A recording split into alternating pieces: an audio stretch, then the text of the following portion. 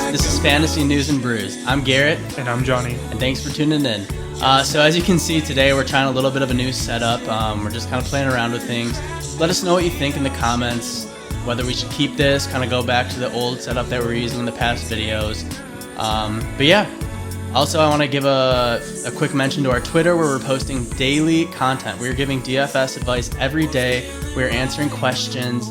Anything you guys need, shoot us a DM, comment on one of our posts, and we would love to subscribe and get to know you guys. So yeah, go check us out on Twitter. The link will be somewhere down here. And yeah, thank you guys. Today we're talking about one thing. Crazy news. Wow. Crazy news. If you've been living under a rock and maybe haven't heard, well, we're here to fill you in. Yeah, I'm sure there's a million other videos, so thank you for watching this one. But yeah, we're going to be talking about the giant Harden trade that went down. This has been talked about. I've seen left and right on Twitter, everywhere that posts anything about sports. And we're going to talk about the fantasy implications. We're going to kind of dive deep, talk more than just the stars, but maybe some of these waiver wire pickups that you had previously grabbed. Are they still worth keeping? And we're just going to dive in team by team. Yeah. I think we should start with the Nets, the Brooklyn Nets, as the obvious first choice. Mm-hmm. So, huge move for the Nets. Definitely, if they weren't a playoff favorite, they are now. But James Harden coming in, the Nets trading away Jarrett Allen, trading away Karooks, trading away, what else did they give? Oh God, they gave so many people. So the Nets ended up giving up. Well, let's talk about what the Nets received first.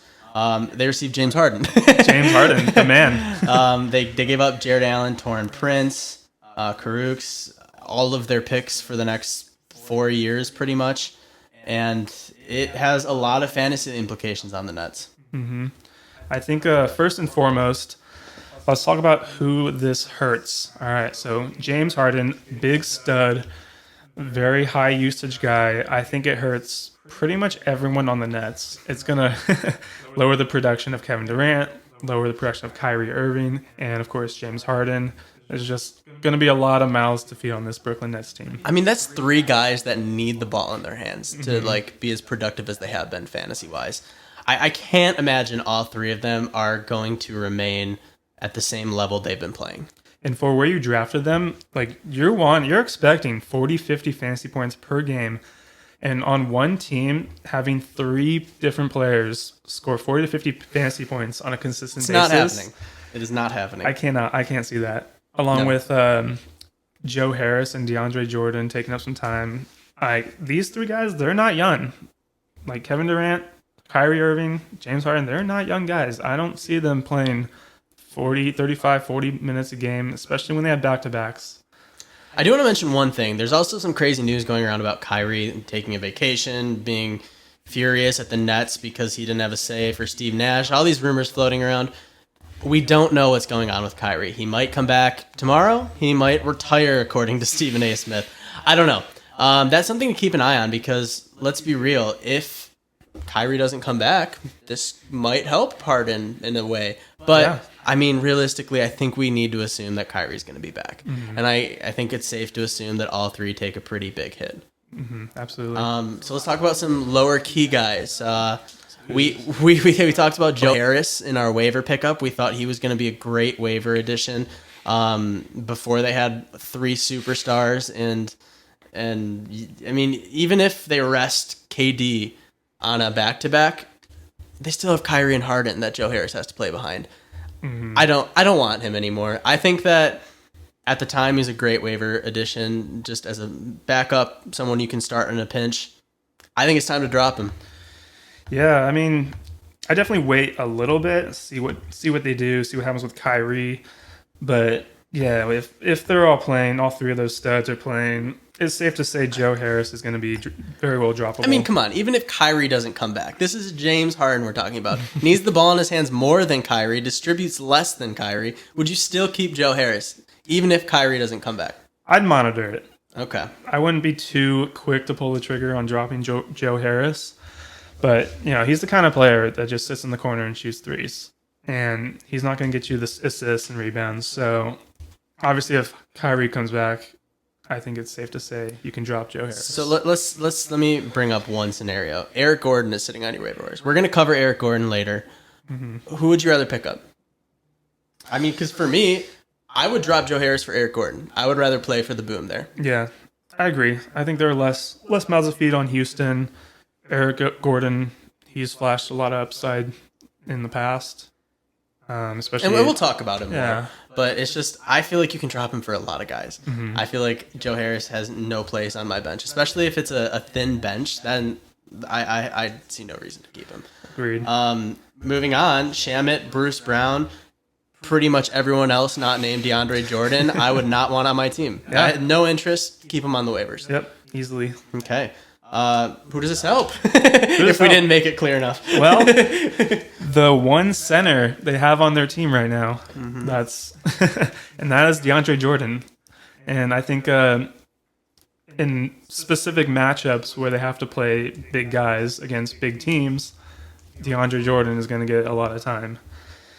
And I mean, we saw it today. They were pretty thin at center. He played a decent amount of time. He did well. He got, I don't know exactly what he got, but I think he got around 30 fantasy points, and that's what you want to see when you have a big like DeAndre Jordan In a scoring league, yeah, he did pretty well. Yeah, and Category he didn't even do bad either, actually. Yeah, no, he's good field goal percentage, great on the boards.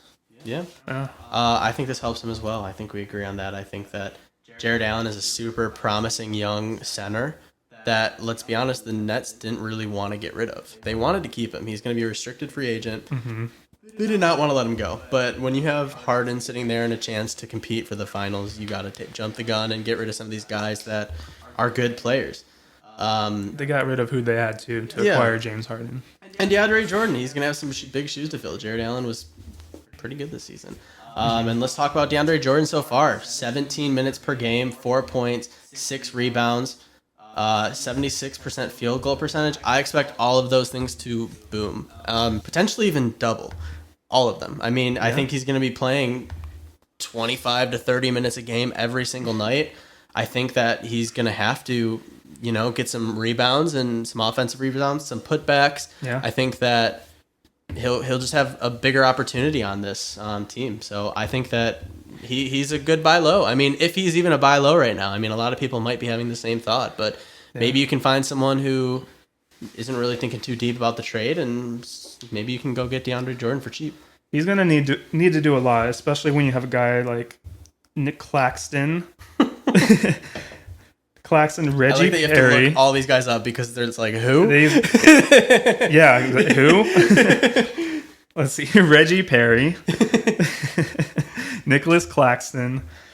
I see a lot of DNPs, did not plays, and I imagine it's going to stay that way. Maybe Jeff Green will get a run at the 5, but he's more of a...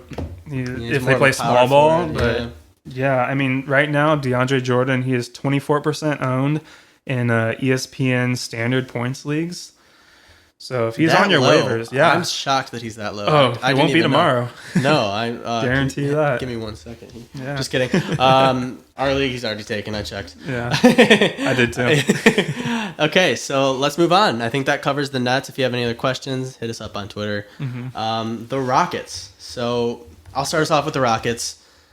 I think that this didn't hurt a lot of people. I mean, let's be real. The Rockets got rid of James Harden, who is their number one ball handler, number one scorer. There's going to be a lot of shoes to fill. They got Oladipo. He's having a pretty solid season. I mean, surprisingly, he's been playing 33 minutes a game, averaging 20 points per game, 5 rebounds, 4 assists.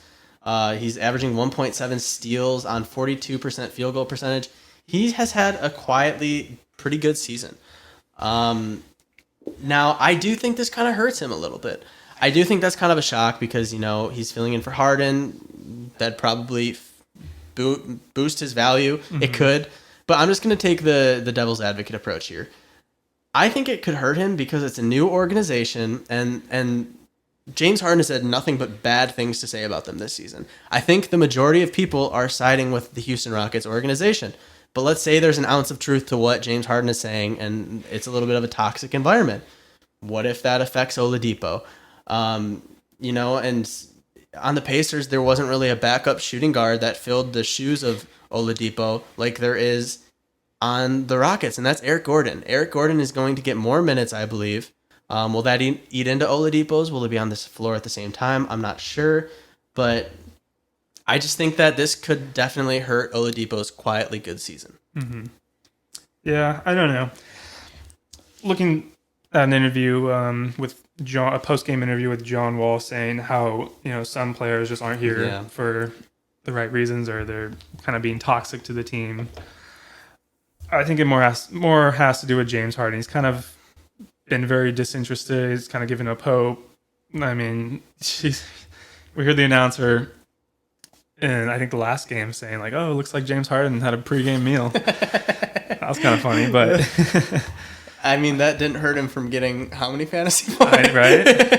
But I just don't think he was in it this year. And I think Oladipo will fit in nicely on this team. I think it definitely helps I think he's the only one that could potentially be hurt. Mm-hmm. Moving into help, I think John Wall is going to have the ball in his hands a lot more. Yeah. Play some more minutes as long as his body allows him to. He's going to have more scoring opportunities, more assist opportunities. He's going to be passing it to Christian Wood a lot more. Mm-hmm. A lot of Harden's points are just him creating opportunities. So now it's going to be a lot more ball distribution, and John Wall's the guy who's going to directly benefit from this, in my opinion. And let's be real, even Oladipo coming in, he's not as ball needy as James Harden. Yeah. He can play off ball a lot better.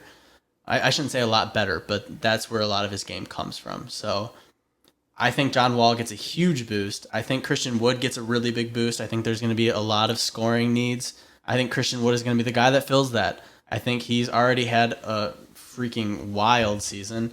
He's young. He just got signed to a new deal. I think Christian Wood is just going to pop off offensively. What do you think? Yeah, I mean... as more than he has.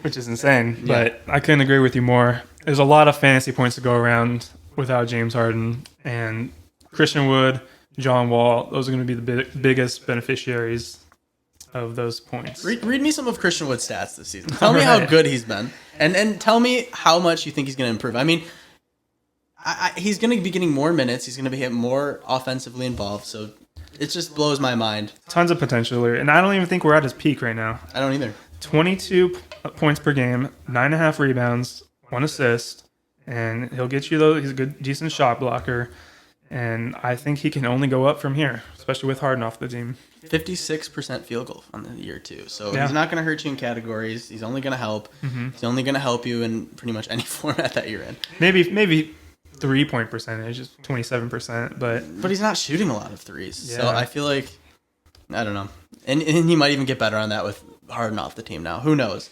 So I think it directly helps him. You want to talk about this trade you just made in our league? Oh, God. Well, I fleeced a man, and Johnny was not happy about it. Apparently, on the Sleeper app, you can't veto. At least I wasn't able to find something. That might just be our league. You probably can. This is our first year using the Sleeper app, so it's kind of new still. So I got rid of James Harden immediately when I found out about the news. I didn't want anything to do with him. Someone in our league had the bright idea that he thinks that James Harden is going to directly benefit from playing with Kyrie and KD. So he made me an offer of, we made me a slight offer, and then it turned into James Harden, Draymond Green, and Bagley leaving my team, and I'm receiving Chris Paul, Christian Wood, and Jamal Murray. Now, I know in the comments you guys are going to be like, that is not fair, and I agree, but I think our point here is that you can probably get a guy like Christian Wood for who he is as a superstar for lower than he should be because he's not a known name. Mm-hmm. I mean, the guy that I traded obviously didn't know much about fantasy. Johnny is furious. Can't tell. But, I mean, you got to go out there and look for that. I mean, maybe the guy doesn't really know much about Christian Wood, doesn't realize how much this is going to benefit him, because I think this is going to benefit him in a huge amount. Mm-hmm. He's very Anthony Davis-esque. Mm-hmm. All right, Eric Gordon. I think he's going to get more minutes. I don't think there's too much to talk about. I think he's a good pickup on the waiver wire, if he's on your waiver wire. I think that while Oladipo's getting adjusted, he'll have some pretty good pretty good games. And Oladipo might move to small forward. Who knows? Maybe Eric Gordon starts. I don't see that happening just with his age and his role, but maybe. You never know. And then, yeah, I like Eric Gordon as a waiver wire pickup. We saw it last year when Russell Westbrook, James Harden, when they missed games. Eric Gordon was the man, and even this season, he's filled in a couple of weeks. Yeah, or a couple of games for James Harden. Yeah, absolutely. And right now on ESPN's standard leagues, he's currently 30% rostered, a little higher than actually expected, but he's on your waiver. Yeah, he's on our waiver, and our waiver's filled with a bunch of pretty good players, except for the dude I traded with, apparently. I think he is on a lot of waivers. Yeah, and he's definitely someone to target if you can.